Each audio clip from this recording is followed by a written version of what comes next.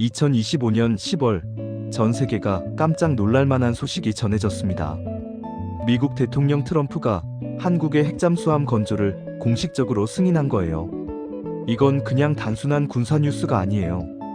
대한민국이 세계 최강 해군 국가로 도약하는 역사적인 순간이거든요. 지금부터 그 놀라운 이야기를 들려드릴게요. 이재명 대통령이 트럼프 대통령을 만났을 때의 일입니다. 회담 자리에서 이 대통령은 조심스럽게 핵잠수함 건조 승인을 요청했어요. 사실 이건 대한민국이 30년 넘게 꿈꿔온 일이었죠. 북한의 위협, 중국의 군사력 확장, 그리고 우리 바다를 지키기 위해서는 꼭 필요한 전력이었거든요. 트럼프는 회담이 끝난 직후 자신의 SNS에 이렇게 올렸습니다. 한국은 미국의 가장 중요한 동맹국이다. 한국의 핵잠수함 건조를 전폭 지지한다. 전 세계 언론들이 일제히 이 소식을 타전했어요. 한국이 드디어 핵잠수함 보유국 대열에 오르게 된 거예요. 그런데 핵잠수함이 뭐길래 이렇게 난리일까요? 일반 디젤 잠수함은 물속에서 며칠만 있으면 공기가 필요해서 수면 위로 올라와야 해요. 그런데 핵추진 잠수함은 달라요. 원자로를 동력으로 쓰기 때문에 몇 달이고 물속에 잠겨 있을 수 있죠. 적들이 전혀 예상하지 못한 곳에서 나타날 수 있다는 뜻입니다. 더 놀라운 건 속도예요. 디젤 잠수함보다 훨씬 빠르게 움직일 수 있거든요. 그리고 무제한으로 작전을 수행할 수 있어요.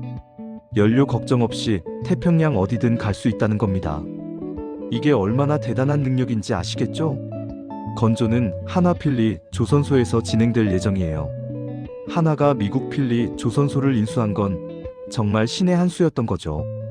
이제 한국 기술로 미국 땅에서 세계 최고 수준의 핵잠수함을 만들게 된 겁니다. 이게 바로 진짜 글로벌 강국의 모습 아닐까요?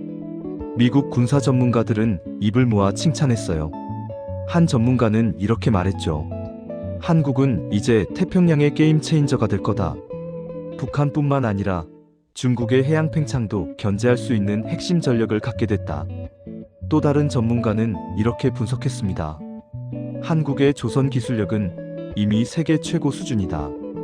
여기에 원자력 기술까지 더해지면 미국도 함부로 무시할 수 없는 해군력을 보유하게 될 것이다. 일본 네티즌들의 반응도 뜨거웠어요. 한 일본인은 이렇게 댓글을 남겼습니다. 이제는 한국이 우리보다 완전히 앞서가고 있다. 솔직히 부럽다. 일본도 핵잠수함을 보유해야 하는 거 아닌가? 다른 일본인도 인정했어요. 한국의 기술력은 이미 일본을 넘어섰다. 반도체도 배터리도 이제 군사기술까지. 더 이상 부정할 수가 없다. 중국 네티즌들의 반응은 좀 달랐어요. 한 중국인은 경계심을 드러냈죠. 미국이 한국을 무기로 키우고 있다. 이건 명백히 중국을 겨냥한 거다. 매우 위협적이다. 또 다른 중국인은 이렇게 말했습니다. 한국은 이제 단순한 미국의 동맹국이 아니다. 동아시아 전략의 핵심 축이 됐다. 우리도 더 조심해야 한다. 유럽 사람들의 반응은 순수한 감탄이었어요. 프랑스의 한 네티즌은 이렇게 썼죠. 한국은 기술력과 외교력을 모두 갖춘 나라다. 전쟁의 폐허에서 이렇게 빠르게 성장한 나라가 또 있을까? 정말 존경스럽다.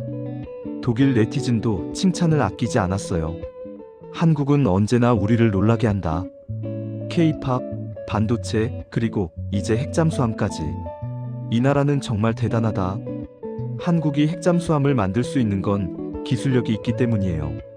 우리나라는 이미 원자력 발전소를 독자적으로 설계하고 건설할 수 있는 몇 안 되는 나라거든요. 여기에 세계 1위 조선 기술까지 있으니까 핵잠수함 건조는 시간 문제였던 거죠. 물론 원자력 협정 개정이 필요했어요. 미국과의 원자력 협정에서 고농축 우라늄 사용이 제한되어 있었거든요. 하지만 트럼프 대통령이 이번에 그 문제를 해결해 준 겁니다. 이건 한국에 대한 엄청난 신뢰를 보여주는 거예요. 30년 동안 우리는 이 순간을 기다려왔습니다. 김영삼 대통령 시절부터 핵잠수함 보유는 국가적 목표였어요.